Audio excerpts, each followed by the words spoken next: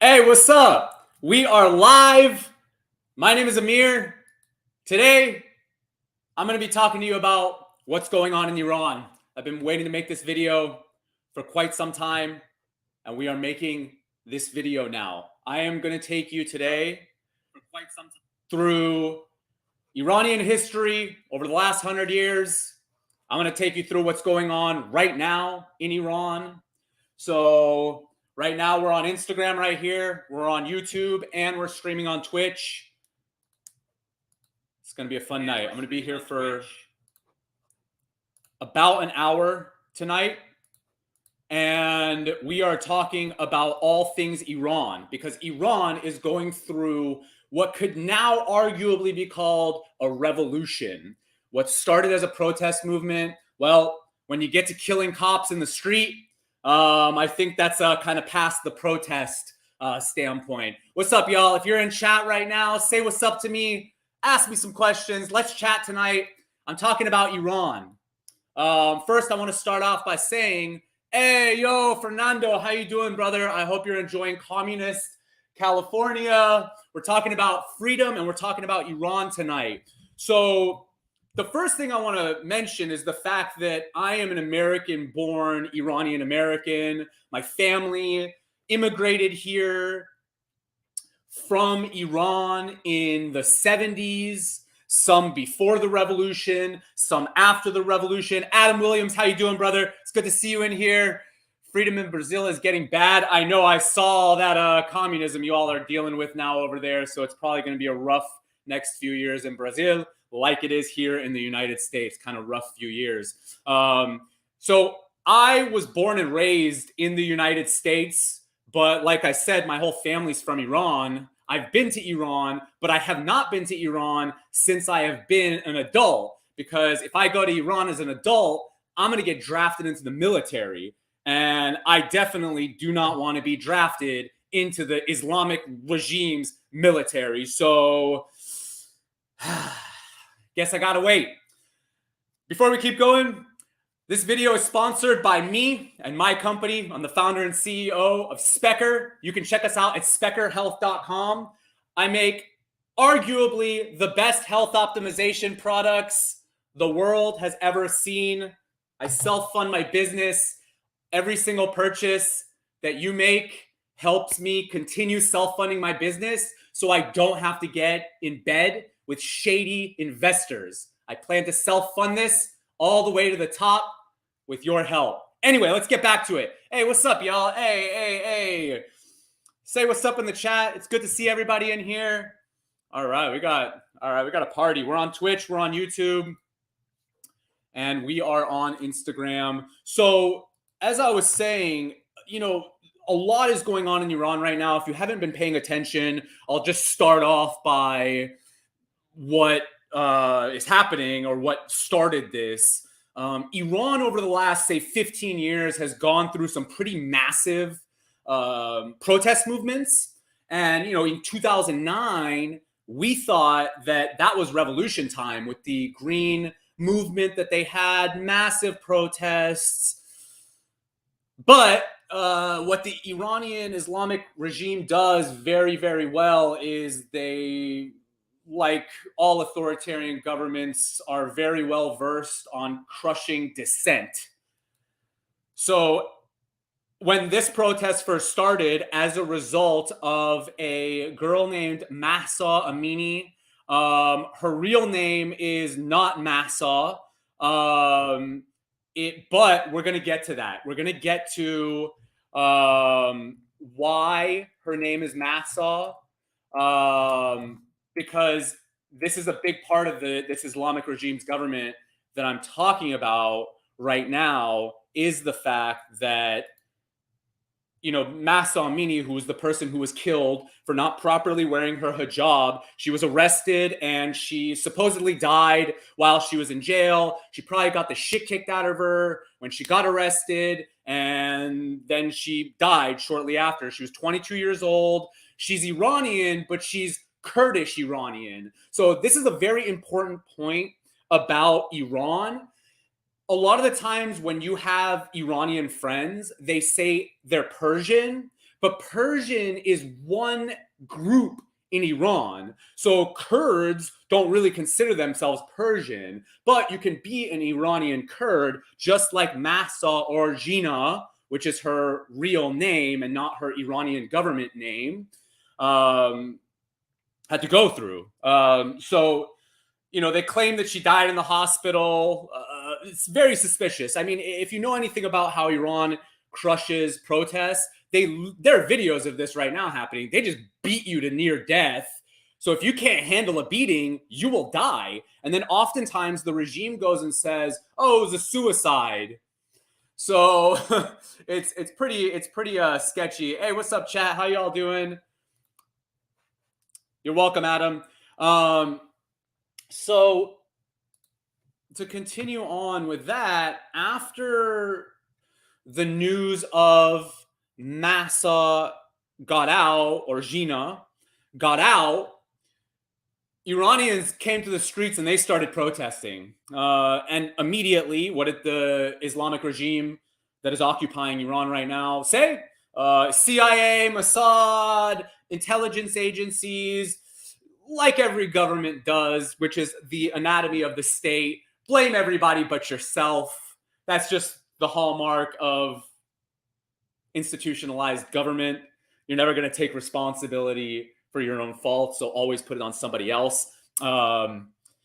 It's actually been really hard for me to get on camera to talk about this because I have friends and family in Iran, and it is an extremely authoritarian regime. You know, we were all hearing all this bad shit that ISIS was doing over those few years. This regime in Iran is really no different. And for Iranians in America to come speak about this topic, we put ourselves at risk. We put people we know at risk over there. But the reason that I'm here right now talking about this is because I've talked to enough people over there in Iran who tell me to speak more, to speak publicly about this.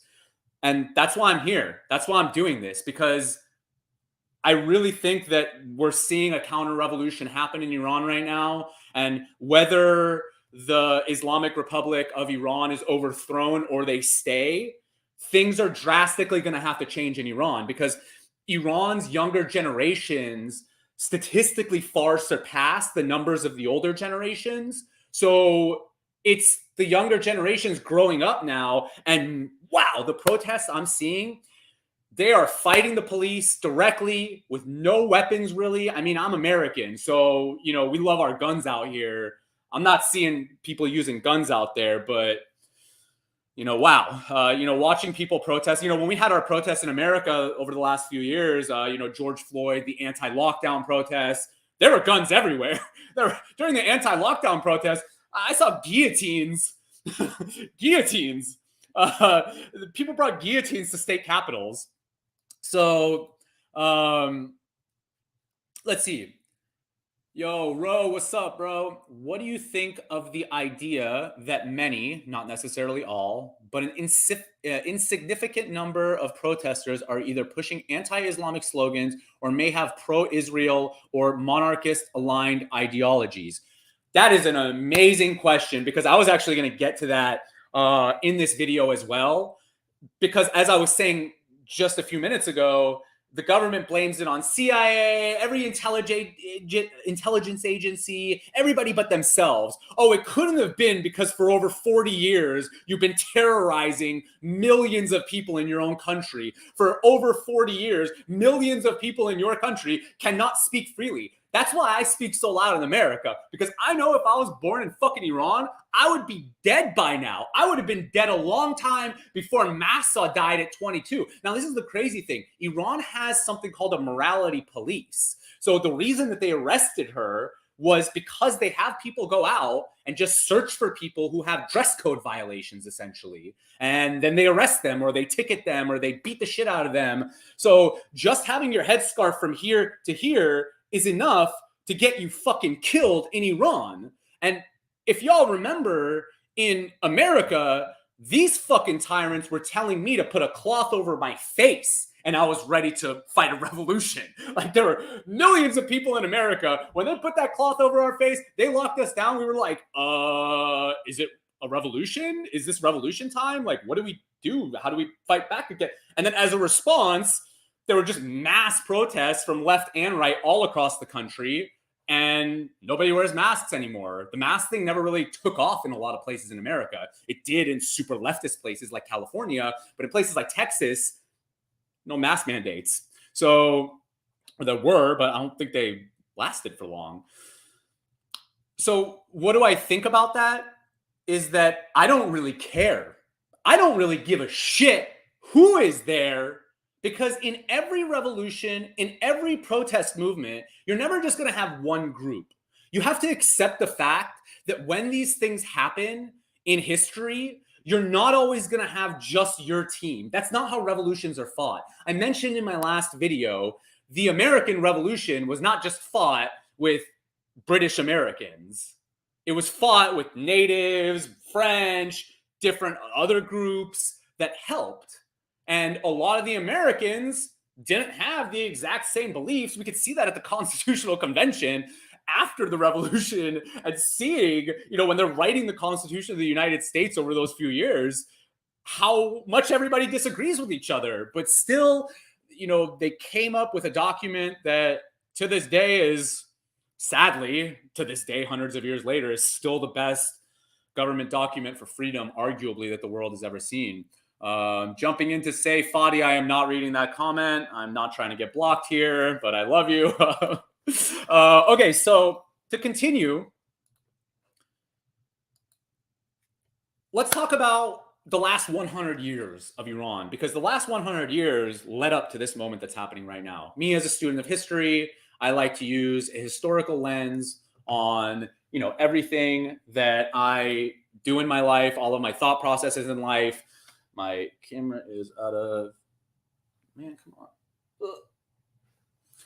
So history is important, because if the history of what happened in Iran for the last 100 years didn't happen, well, shit, I might have actually been born in Iran. So it's funny how CIA coups, sometimes turn out to give future generations a better life.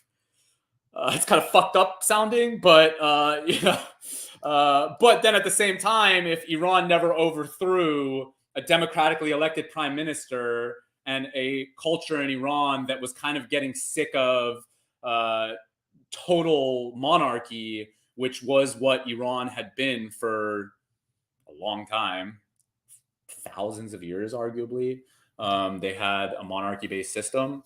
So Kanye knows. Yeah, you should check out my last stream. I talked about Kanye a lot. All right, so the last 100 years, let's talk about this.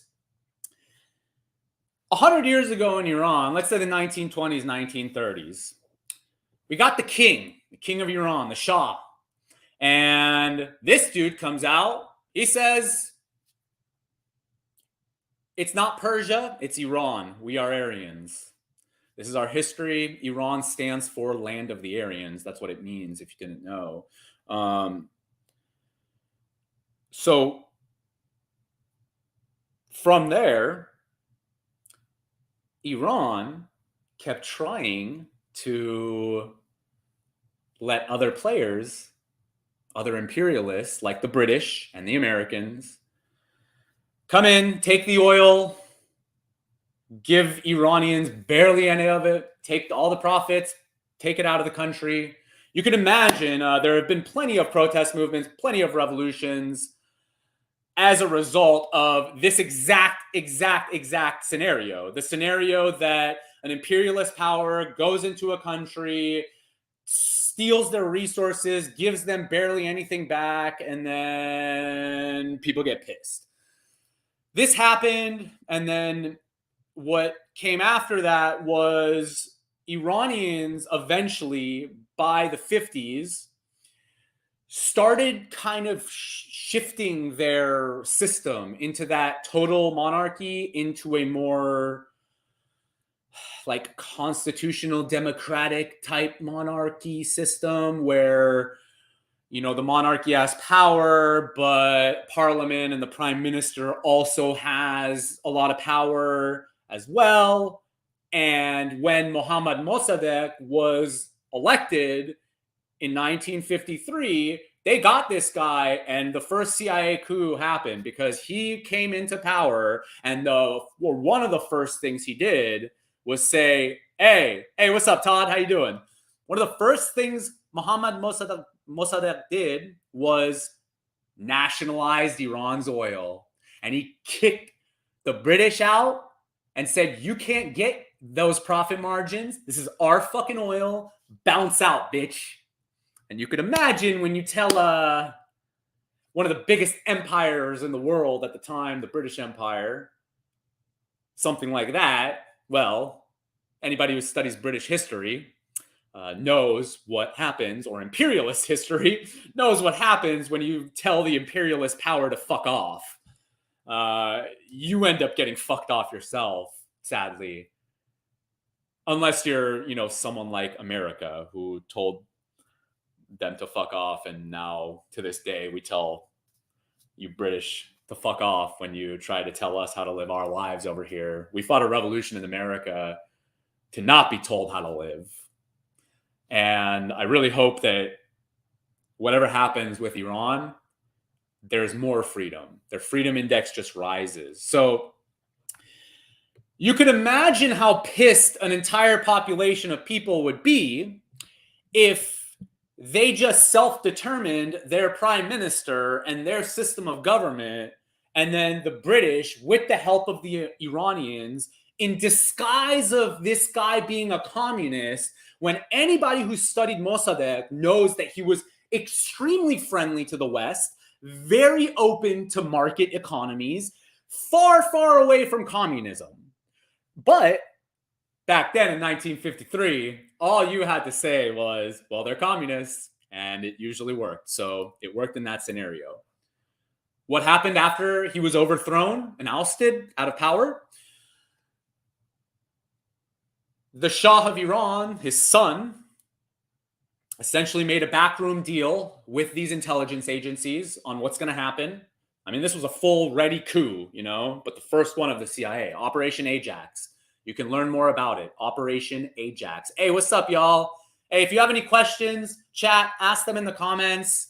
We're talking about Iran and what's going on there right now. As I was saying, then Shah Reza Pahlavi comes into power, and he comes into power being a American and Western friendlier. By friendly, it means you can steal all of our resources. And when he came in, now remember, while Iran wasn't an Islamic republic at that time, the people there were still religious. They were still more traditional and conservative and mostly Muslim. So the Shah came in and started pushing all these Western ideas into policy. And there was something called the White Revolution, I believe. Let me fact check that. Yeah. So it was called the White Revolution, and this was essentially, it was in 1963. This was Reza Pahlavi's way of essentially reforming that traditionalist, conservative Iranian system. And if you're a conservative today in America and you see kind of what the left is doing with pushing these reforms, these cultural reforms, you're probably not really down for it, are you? So you could imagine how angry these people were. And these people in Iran were way more traditional at that time than Americans were. So you can imagine when the Shah came in and, you know, he urbanized the country, essentially it turned Iran into a Western state. And very similar to how life was in America or Western European countries. But the kicker was you had no freedom because he was a dictator. what does that mean? I don't have free speech. And I have family, I'm not going to say who, but I have family who left Iran before the Islamic regime took over, because the Shah's government was disappearing people, torturing people, murdering people for the exact same shit that the Islamic Republic is doing today. So that's why the 1979 revolution happened in Iran in the first place, because people were pissed. They didn't want this. They didn't ask for it. It was forced on them by the same people that they don't want there. The British and the Americans, that culture. So what happened? For a few decades after 1953, there was radicalization. What do we see happening in America today with people on the right? They're becoming more radicalized. As a response, they're reacting. So they're reactionaries. That was the same thing that happened in Iran. One side pushes too far this way, and then the other side eventually says, like, hey, you're done pushing, bitch. We're not pushing anymore. Yeah, exactly. Like the US now. Yeah, that's what I'm saying. And then people started protesting in the streets. And then the 1979 revolution happened. They overthrew the Shah. The protesters, the leaders of the protesters were promising all these new freedoms, these better life and better changes and blah, blah, blah, what every revolution promises. But as soon as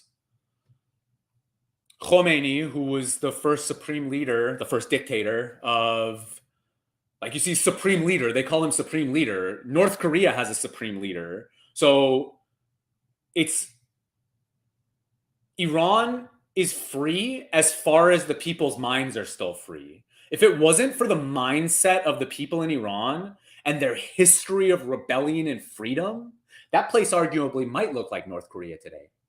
But, you know, shout out to my Iranian brothers and sisters out there. But this is also Iranian history that goes back thousands of years. Iranians are rebellious in spirit. Rebelling against tyranny is what Iranians have done for thousands of years. One could make the argument that the Persian Empire's formation was a rebellion against tyranny. Sure, they were arguably their own tyranny too, but hey, government is tyranny in every way. So, you know, you kind of got to just lower it as much as possible. So 1979 revolution happened, and then everything went downhill. What's up, Ramin? We're talking about Iran. Everything went downhill after 1979. All the promises immediately, like almost immediately, out the window. Just, nah, put that headscarf on. You're dressing like we tell you. And if you don't, you're fucked. And then Saddam Hussein saw that opening, the chaos, the power vacuum that was happening in Iran at that time. And what did he do? He attacked Iran. What happened? There was almost a decade of total war between Iran and Iraq, one of the bloodiest conventional wars of the 20th century in modern history. And it essentially ended in a stalemate. It was, some figures say that 1 million Iranians died in that war. So you could imagine then by, say, 1990, 1 million Iranians just died, and there's this new government, and everybody's mad. So you could imagine for decades on until today, it's just been total control of society through laws that look like the Taliban's or ISIS. There's really like no easy way to put that, because I've tried for a long time to convince myself that, oh, it's not as bad. No, it really is. Like when you look at the laws in Iran, it's really bad. And I'm going to talk to you about one of these laws about why Mahsa's name is not really Mahsa, and why so many modern Iranian names are Islamic names. And before we go, shout out to the sponsor again of this video. Again, that's me, Specker. That's my company. I'm the founder and CEO. Go to speckerhealth.com. Get yourself some pain relief lotion. Get yourself some CBD drops. Support small business, please. It really helps me out. Like I said before, I'm trying to self-fund this business to the top. I'm not getting in with corrupt, unethical money people. which typically in history has shown to destroy people's visions because money reigns over ideas, and I will not let money reign over my ideas. My ideas are more powerful than money, and I don't need other people's money to get to the top and to make the world a healthier and happier place through my products. I do my part. Speckerhealth.com. We're back to it. All right, let's go. Now I'm going to read this. This is a essay called Forbidden Names in the Islamic Republic of Iran. And it's from the Circle of Ancient Iranian Studies. Now, my mom recently told me about this, and it blew my mind because I just couldn't even conceptualize not being able to take a name. And then I was reminded how part of my name is not my legal name for a certain reason. So my legal name and my full name are not the same. Anyway, here's the essay. No matter what we are called, we will always carry our original name. Many of us accept and even like that our parents chose for us, but now others too have to like it for us to carry it. The petty bureaucrats of the notary public offices in Iran. Based on today's Iranian notary law, this was written in 2006, but that hasn't changed. This has not changed to this day. Parents are not allowed to name their children with names that are not on a list provided by the Islamic Republic's notary offices. But if anyone wishes to choose a name that is not on the list, all is not lost. All he has to do is pass the buck. But even for a name that is not on the list, but has been bought by the parent, the notary officer can still refuse it on the basis of indecency, vulgarity, or being improper. Now go figure out. Based on a public survey, names such as Ali, my brother's name, Mehdi, my cousin's name, Muhammad, my dad's name for boys, and Maryam, my aunt's name, Zahra, can't think of a Zahra at the top of my head, Fatemeh, got family name Fatemeh, for girls are amongst the most registered names during the last 30 years since the rise of Islamic regime to power. And despite the trend to name infants with Persian names that predate Islam, like my full last name. My full last name is a Persian last name. It's not a Muslim last name. My family specifically changed it for that reason. So I heard. Religious names or those Muslim imams are still at the top of the list. None of this is really big news. What is that in addition to the good list, there's also a forbidden names list. These are names that cannot be registered. So you can go ahead and name your child anything you like, but when you appear before the notary officer and wish to register the name of your newcomer, it better not be on that, or they wrote it better not be on that no list. The reason cited is that these names belong to sects that are banned by the government, or they are associated with events or personalities that the government does not like, such as many pre-Islamic Iranian names, such as Shahryar or Shahruz. This is Shahryar and Shahruz is how it would be said. And this has been a big thing in the Islamic Republic. They have, for decades, been trying to fight off Persian, Iranian, or ancient Iranian traditions that have been in Iran for thousands of years. So when you celebrate Iranian New Year's with the spring equinox, the Islamic regime tried to ban that holiday at first, but the people in Iran, to the point of the rebellious spirit, where they just say, fuck no. And in my last stream, I talked about the connection between the United States Constitution and ancient Iran, and you'll understand more why Americans and Iranians are some of the most rebellious people on the planet. Okay, let me continue. Unlike other countries where a name change is possible through an administrative, legal, judicial process, changing a name in Iran can only be done by a special body. And this group needs a good reason for the request. So if you do not like the name your parents have provided you, look away when others use it. In addition to the bureaucratic hassles, there's also the inconsistency in how the issue is approached by different notary offices. One may allow a name while another rejects it. Result, confusion and corruption. Do not forget, this list is not published for the public. It simply exists for the officers, while the applicant can only apply, reapply, etc. Wow, that sounds like some fucking bullshit. A ray of light came when recently a list of permitted names was published on the official website of the Iranian embassy in Finland. But the candle blew out with a blow. It was soon removed due to controversies following the debates on its contents and reasons. The deputy legal administrator of the country's notary offices calms everyone by saying that forbidden names are only those that violate the Islamic and Iranian, that's not true, culture. He adds that the list is long and rejects names that carry certain words in them, such as Shah, meaning king, or other historical figures. In their eyes, it seems history began with Islam, and so names since its spread that carry positive connotations for Islamic values are fine. Think about that. Think about what I just read. And actually, what was written here by this person is true, because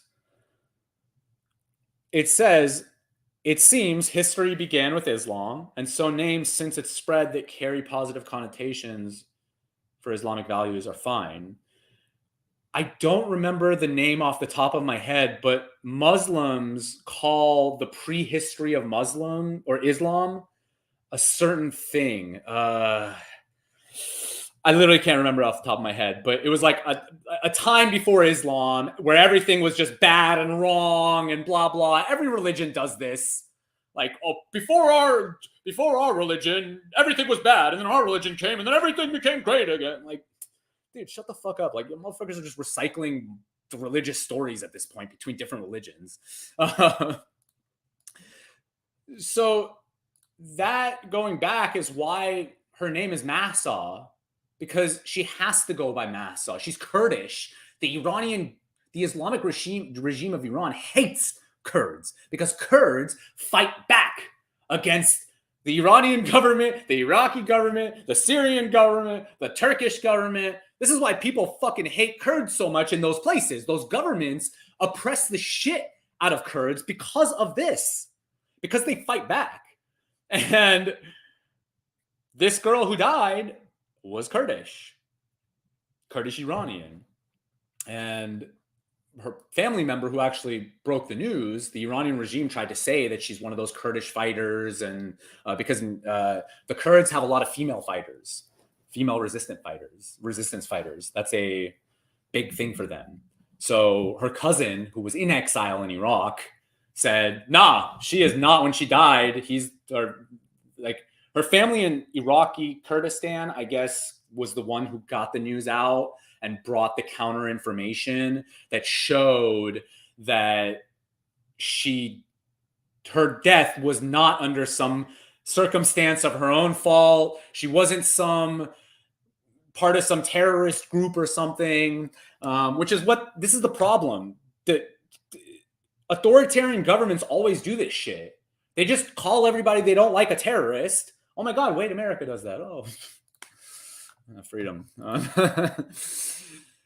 Yeah, it just makes me realize, the thing is, like I said earlier, it's like every government is going to have tyranny. So the thing I like about America is that the levels of tyranny are the lowest. And whenever they do get high, well, like I said earlier in the stream, in 2020, people were taking guillotines to state capitals and putting them in front of the Capitol and standing there with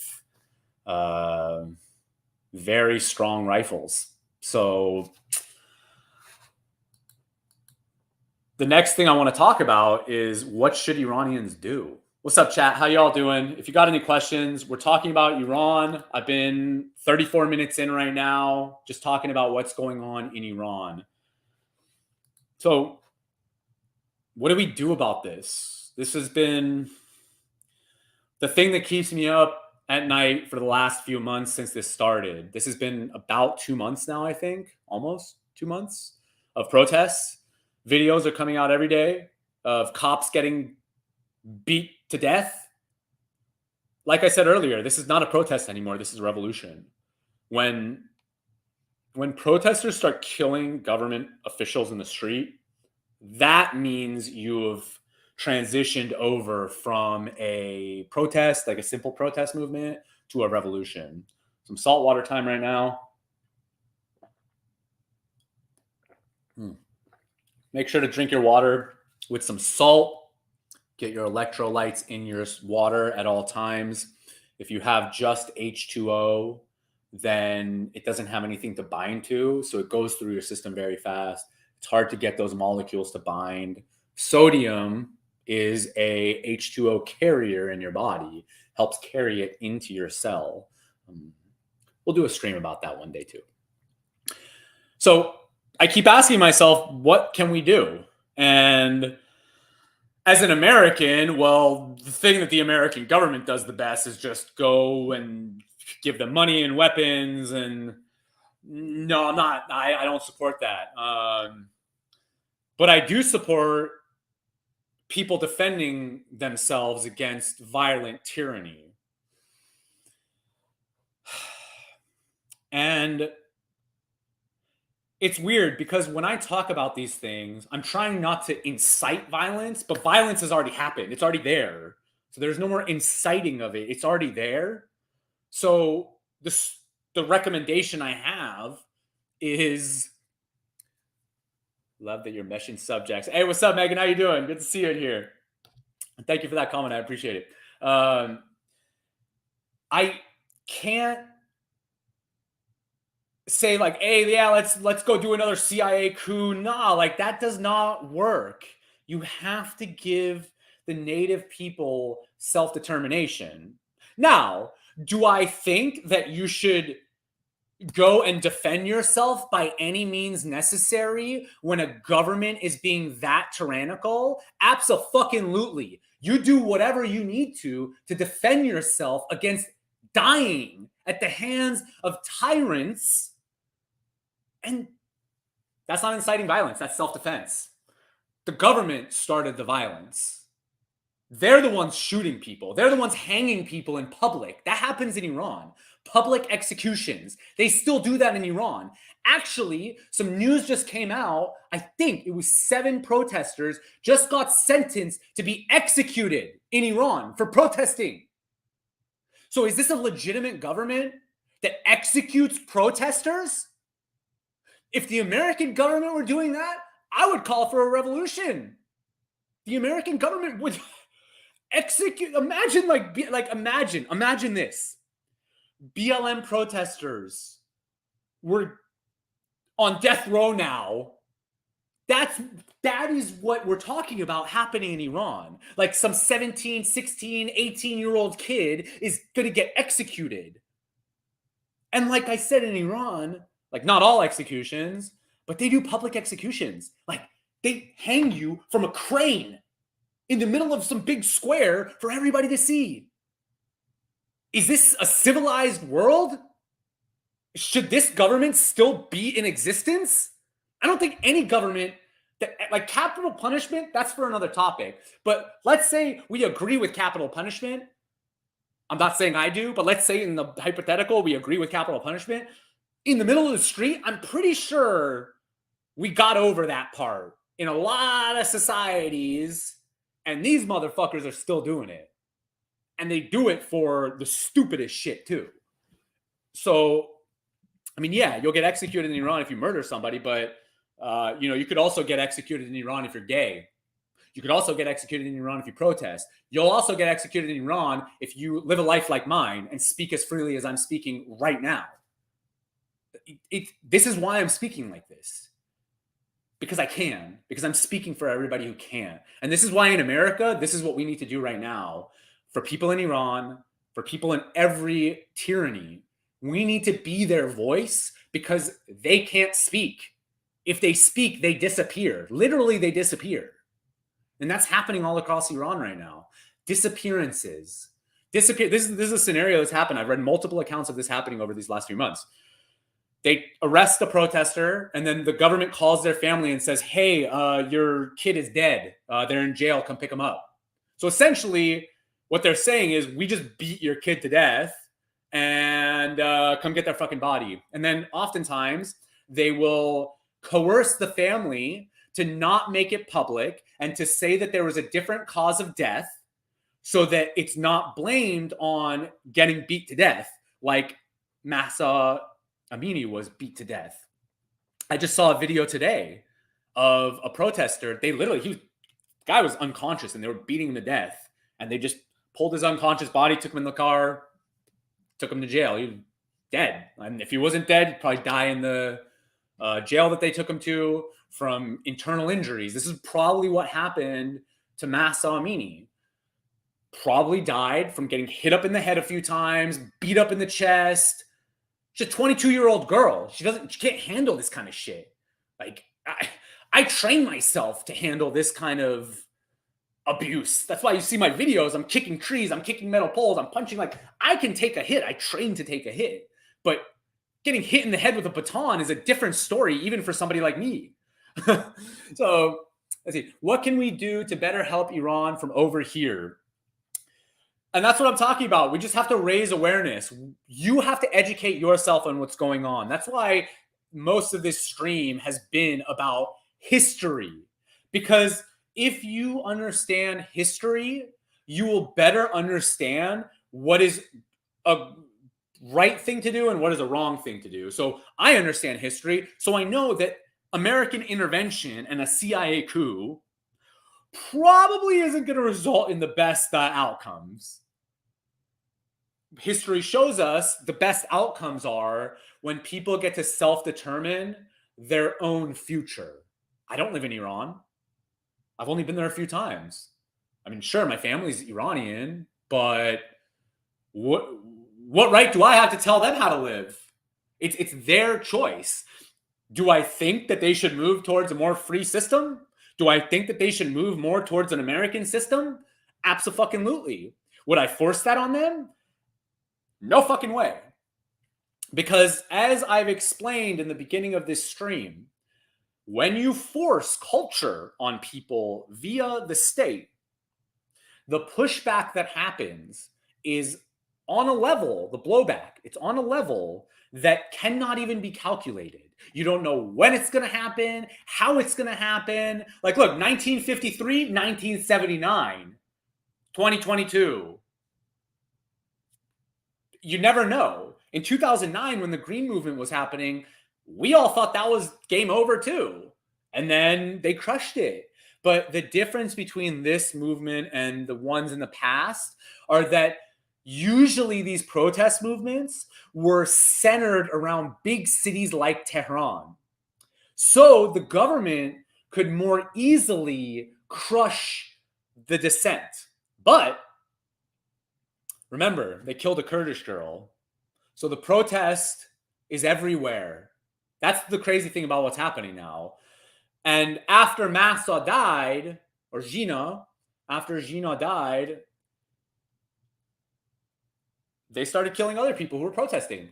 One person after another. The women are taking their headscarves off. They're cutting their hair in solidarity. The women from here. And they're killing them. Like these girls, there was these videos of the girl who takes the headscarf off, and then the next day it's like, oh, she's dead now. And then the family, like I said earlier, the family then has to say, oh yeah, I guess she committed suicide or something. It wasn't the Islamic Republic. Because if you say it's the Islamic regime, then they're going to come after you as well. They're going to come after your whole family as well. That's how tyrants work. It's not just you. They come after your whole family. Like I said in the beginning of this stream, there was a reason when these protests started, I didn't get on video immediately because I care about the safety of people over there. But when I'm being told, be our voice, I'm going to be your fucking voice. I'm going to speak on behalf of my brothers and sisters over there who are fighting for freedom. And that's what we should all be doing. And that comes first and foremost through education, understanding history. If you understand history, you will understand the whole big picture. And I think this is a very positive thing that's happening right now, because it seems like enough people understand the history of this situation.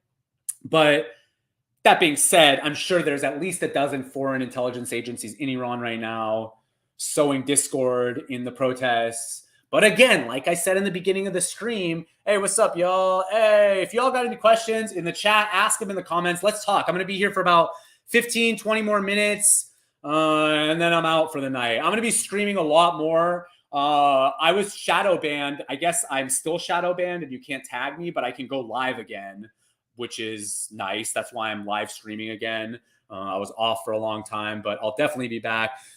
Do you think the US government will try to use the situation as leverage to justify intervention? Well, that's what I was just talking about. The US government can't intervene in this directly like they did with the 1953 coup. They could try, but the problem that the American government has is that the partnerships they make with Iranian opposition groups are not groups that could actually have popular support in Iran. So it's groups like MEK, which are like super violent and terrorist groups that, you know, yeah, sure, they fight hard and strong, but I don't really agree with their philosophy, and a lot of Iranians don't agree with their philosophy either. So, like I said, the people that the American government uses as their Iranian faces, like the Iranians in the diaspora that are here right now that you see on CNN and all these mainstream outlets, usually those people would have no popular support in Iran. So what the CIA used to do with building up opposition here and then bringing them over there and then they become the leaders. I just don't think the American empire, especially with the Biden regime, they don't have that kind of intelligence to be able to do those things. Too many of us are just too well versed at that now, and we're expecting that to happen. So, like I said, there are probably at least a dozen foreign intelligence agencies intervening in Iran right now, sowing discord, just the same as in American protests. Do y'all remember when there were just these piles of bricks that would just show up in the middle of the street during the protests? Who the fuck sent those? What foreign intelligence agency? I mean, it could have been the American intelligence agency too. That's the crazy thing. You know, sowing discord oftentimes can be done by your own government. And America has a lot of history to show that. so that's what I think about the intervention thing. That's why I'm trying to figure out what is the solution. What can we really do? And you know, it's funny because when the Ukraine thing started, I, you know, was talking to some people that were saying, you know, we need to start running some guns over there. I'm going to try to figure out how to run some guns over there to those people. And if this is a revolution, if this really is a revolution, you need guns. As an American, I'm just going to say that confidently.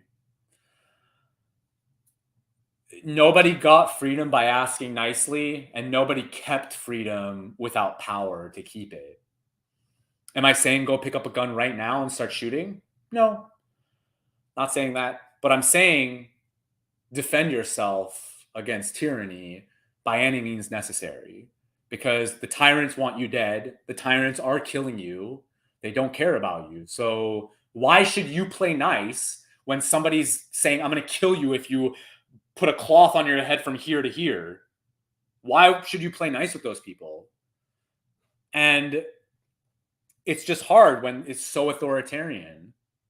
And when you just get disappeared as soon as you start talking, and then your family gets fucked too. Like I said, it's not that different from North Korea over there in Iran. The only difference between Iran and North Korea is the fact that the average Iranian spirit for rebellion is still a burning fire, because Iranians know our history. We know for thousands of years we've been fighting a rebellion. And you know what Iranians have been doing as well? They've been rebelling against Islam since Islam first came into Iran. The Arabs, during their Islamic conquest of the world, one of the hardest areas for them to take over was Iran. It was such a, and that was like their neighbor. All they had to do was just go into the border over there into the, what was the Persian Empire then. And it was so hard for them to do. They eventually did it. But as we see with Shia Islam today and Sunni Islam and the 12er version of Shiaism, we see that a lot of Iranian versions of Islam, even Sufi, like being a Sufi, that's just being an ancient Iranian mystic, but you call it Islam. That's not Islam. That's just ancient mysticism, but you had to call it Islam because if you don't call it Islam, they're going to kill you. The thing that I said about the names isn't new either. When the Arabs took over Iran and forced Islam onto Iran, oh man, people are not going to like that word that I forced Islam on Iran. Yes, they forced Islam on Iran. You could get executed for using Persian names. You could get executed for speaking Persian. When they occupied Iran, when the Islamic regime, 1500-ish years ago, 600, 14, 16. Yeah, like over 1,000 years ago. And they've been dealing with this shit ever since. It never ended. It's been over 1,000 years that they've been dealing with Arab imperialists pushing their culture in their land and doing everything possible to make sure that they crush Iranian culture. And you could imagine if you're from Iran and you know your history, you're probably not going to be very happy about that. You're probably going to be really pissed. And while, like I said, a lot of Iranians converted to Islam, that doesn't mean that they're following the Arab version of Islam to this day. The Iranian version of Islam is different than the Arab version of Islam. And you see the battles that go on between Saudi Arabia and Iran. This has been a battle that's been happening for a really long time, for over 1,000 years. And actually, we'll end this off. Hey, what's up, y'all? Hey, good to see you in here. If you have any questions, ask them in the comments. I am about to hop off in about like 5-10 minutes. Like I said, I'm doing these a few times a week now. But today we're just talking about Iran and nothing else. So to close off on this, educate yourself. Keep educating yourself. Talk to your friends who don't know about what's going on.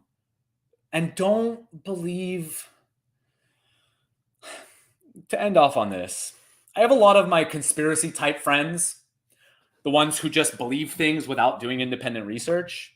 And then they post these memes and stuff about the CIA and blah, blah, blah, blah, like what I said earlier about how the CIA picks these oppositions these days that nobody even cares about in Iran and nobody even likes in Iran. And then you're going out and being like, you see, this is the CIA, they're doing this. This is why you have to educate yourself. This is why you have to educate your friends who aren't Iranian as well, because they're easily swayed. Because all of us are sitting here right now, essentially just waiting for CIA, MI6, and Mossad to go do their thing. And actually, what happened today was that the new supreme leader, Khamenei, the dictator of Iran, came out and said, we will still retaliate for Trump assassinating, what's his name? Qasem Soleimani. Trump drone striked him in Iraq. That was a ballsy move. That was one of the dumbest policy positions Trump ever had. But from the standpoint that was Iran's most powerful military leader, essentially, that could have started a full-scale war. But when he did that and Iran didn't really retaliate, it kind of showed that, as some other countries like America know, Iran is strong. Iran has power. Iran can definitely give you a hard time, but if they really wanted to overthrow this Islamic regime, they would have done it already. They can't.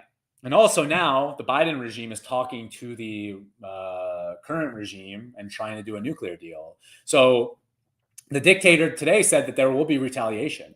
Now, the intelligence agencies in America came out, said that there's an imminent attack on Saudi Arabia and, you know, their enemies. Iran's going to attack people in the Middle East. They're America's allies, essentially.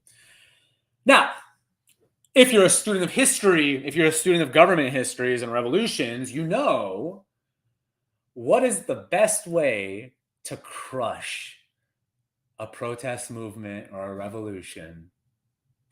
Full-scale war. Take the people into a war. Because when that happens, then you don't get to think about all the other shit again. So don't let this dictator and these crazy fools that run that country, don't let them do that. Don't give in to them. Because if they get their way and Iran starts getting attacked by foreign governments, that's game over for a revolution. That's game over for any freedom. It's only going to get worse. Then they're going to go to war. And then as a result of war, society gets even shittier after, usually. When you lose 1 million people and weren't equipped for a war. It's important to note when I was talking about the Iran-Iraq war, Iran actually, in the beginning, right after the revolution, they purged the military and they executed a lot of top people in the military. So then a couple of years later, they had a full-scale war, and then they didn't have their military strategists anymore. As a result, they told little kids to run through minefields and suicide themselves so the men with the guns can run in after and not get blown up by the mines. This was their war tactic. Child kamikaze soldiers. That is what this regime uses as a tactic. Child kamikaze soldiers to run into landmines in open fire and just get blown up with the promise that you'll go to heaven and be with God. I don't know. But that all being said, I'm definitely going to do more videos about Iran. I'm going to do more streams where I have other Iranians with me. Hopefully I can get, the internet is pretty blocked out in Iran, but hopefully I can get some Iranians to come on live stream with me as well, so we can really hear from their voices. But as I was saying earlier, as an Iranian living in Iran, it's not, I mean, it's dangerous to say anything about freedom, to say anything against the regime that runs Iran. So there was actually a question earlier about Islam and anti-Islamic sentiments and blah, blah, blah. If you use a religion to be a dictator,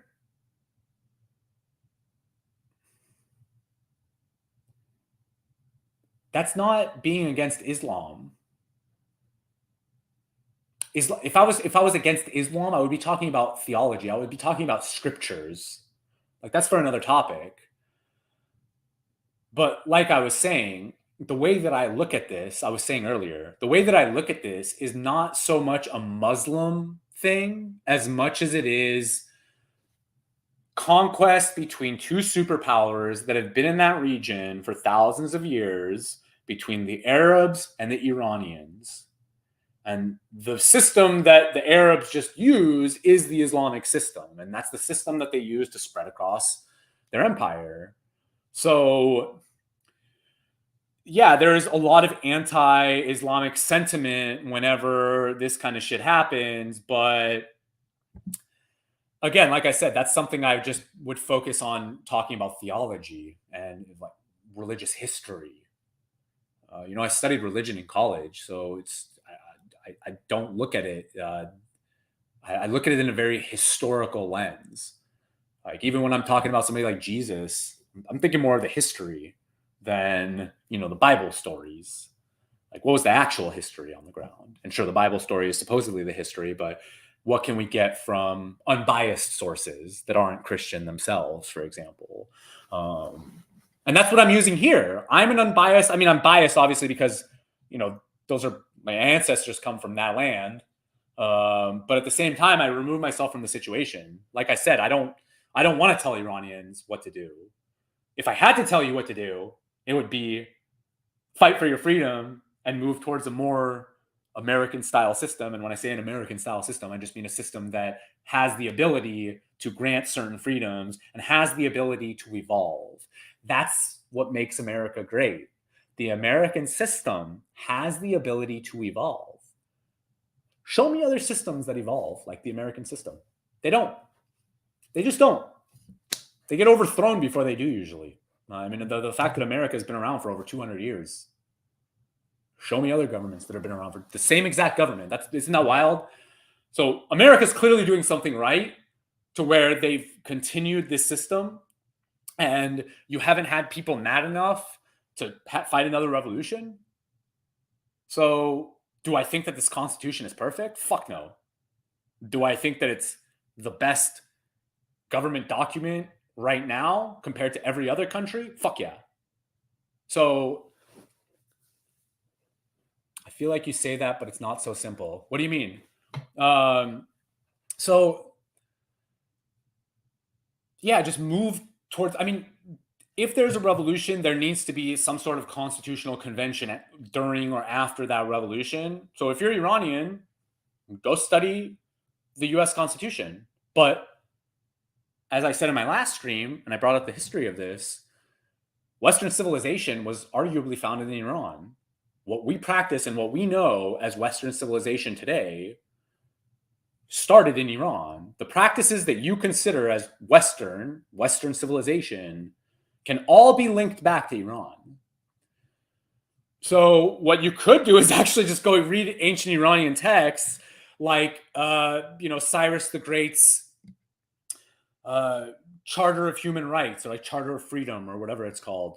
The first like Declaration of Human Rights that was written out. So they could literally die attempting to do that. Yeah, they can die attempting to do that. But I posted something on my story today about a Thomas Jefferson quote. Let me read it to you. Actually, the thing is, that's the sad thing about revolutions, is that good people will die. That's why it's the final option, because people will inevitably die. The people who have died already, over 100 people, 200 people, already have died protesting. So it's like people are already dying. You got to give, like, you have to ask yourself, what are you willing to give your life for? I'm willing to give my life for freedom. And clearly a lot of other people are too. And if you have to give your life to fight for a more free land, then that's the most noble death. There's, like, think about it. What could be more noble than dying fight? I mean, sure, there are other noble deaths, but fighting for your freedom is extremely noble. So I'm going to read this Thomas Jefferson quote to you because it's very important. And this was in 1787 to William Stephen Smith, who was the son-in-law of John Adams. John Adams was one of the first presidents in the United States. He was part of the Revolution, helped with the Constitution. So he wrote this letter to him. Let's see. What country before ever existed a century and a half without a rebellion? And what country can preserve its liberties if their rulers are not warned from time to time that their people preserve the spirit of resistance? Let them take arms. The remedy is to set them right as to facts, pardon and pacify them. What signify a few lives lost in a century or two? The tree of liberty must be refreshed from time to time with the blood of patriots and tyrants. It is its natural manure. Yeah, so it's a sad reality. That's why I don't want violence to happen. That's why I don't want another American Revolution. I don't want a civil war in America. Do you all like the people who are saying this is what we need to do? No. Like, look at the last civil war in America. Look at how many people died, brothers, sisters, families, neighbors. Let's not do that again. We learned from history. There are other options that we can use. But in Iran, they're pushed against the wall. They can't push back. And they keep getting pushed. And if they get pushed any farther, they're getting totally crushed. They're getting crushed to death. At least in America, we can call for a constitutional convention. We can have amendments to the Constitution that grant insane new freedoms, like a women's right to vote. So that's the thing about the American system. That's the thing about that system. If a system does not have the ability to evolve, then it is unfit to exist. Systems that exist in the long term are systems that can evolve and keep growing. And a lot of systems in the world don't do that. Again, the American system does that the best out of all the governments around. So when I say they do that the best, or like they're the least worst government, you know, I'm not saying like it's great. I'm just saying out of what we have to choose, there's a reason that so many people around the planet want to live in America and not where they are at. So yeah, like I was saying earlier, you know, I don't want to incite violence, but there's no inciting. The violence is already there. The police are already murdering hundreds of people, disappearing thousands of people. Like, there are thousands of people arrested right now. Many of them will not come out alive. They will torture them. They will keep them in prison. They will execute them. They will beat them to death. That's what happens in Iran. So when you think about Iran and what these people are dealing with, like I've said multiple times, think North Korea, think the Taliban, think ISIS. It's the same mindset. Full-on authoritarianism where the state is God and there's no room for evolution. So God bless everybody over there fighting for freedom. God bless everybody fighting for freedom. Fighting for freedom is, like I said, it's the most noble thing one can do in this matrix. Because the more free we are as humans, the happier we can be. The more we can express our souls to the fullest. When we are unfree, it does not allow us to express what is the full version of ourselves. And this spacesuit that we have here is not the full version. The full version is inside. And that full version wants to be free. And that's why, again, America is so much greater than everywhere else, because our freedom levels here are just exponentially higher than everybody else. To the point where I could say, yeah, fuck Joe Biden. Fuck Joe Biden.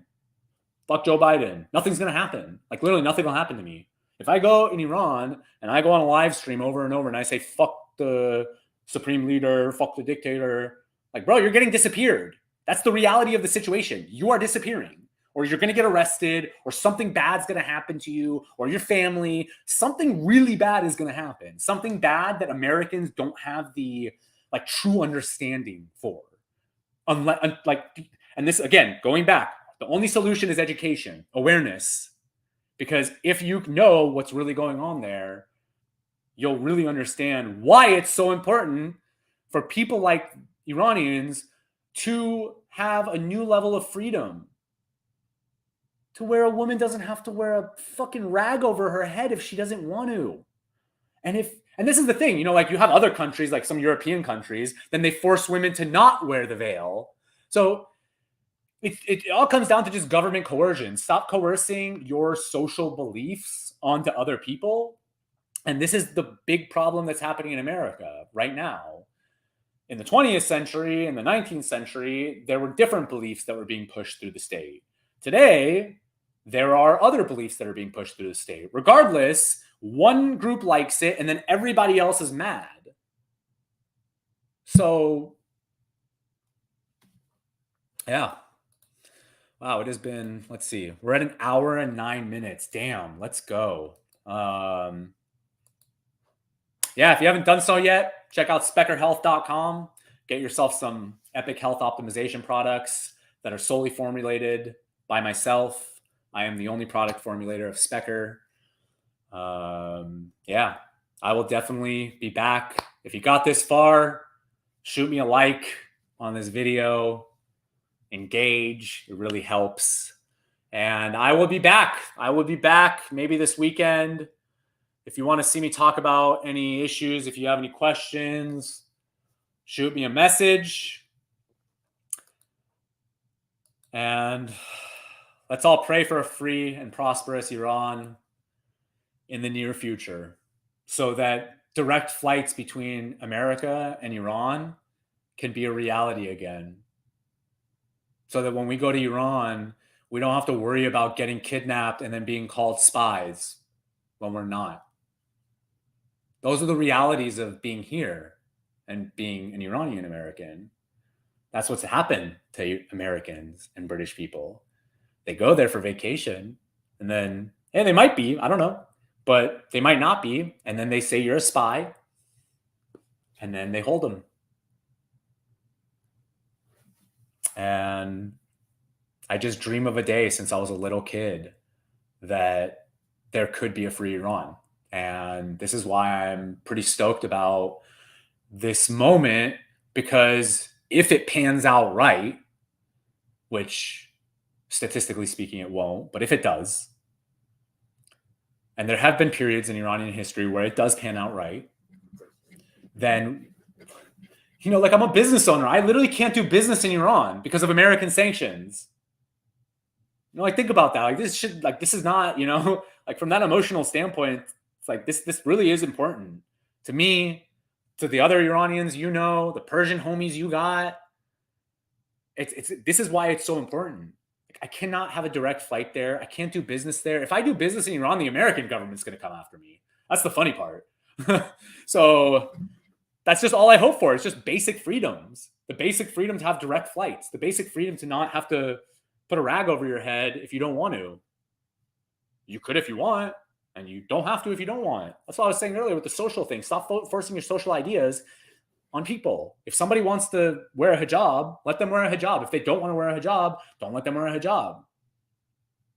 But even in America, we're still having this debate about not forcing your social beliefs on other people with the masks. The mask is really no different than the hijab, if you think about it. This is your religion, force it on everybody. That was their religion that they force on everybody. Either way, you're putting a piece of cloth on a body part of yours that you don't want to do. And sure, some people want to do it, and that's your right to do it. But once you force it on me, then we got some fucking problems. Anyway, peace and love. Give me a like on this video. I'll see y'all soon. Always makes me really happy to be here on video, talking to y'all, seeing all my homies' names in chat. Peace and love. Go do some breath work. Get some sun. If you're watching this and it's the daytime, go get some sun. If it's the nighttime, go out get some sun tomorrow. Drink some salt water. Eat some CBD. Do some breath work. And be in the present moment now. Cheers, y'all.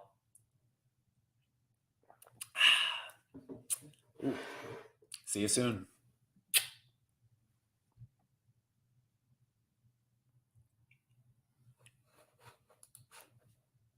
All right, we are done.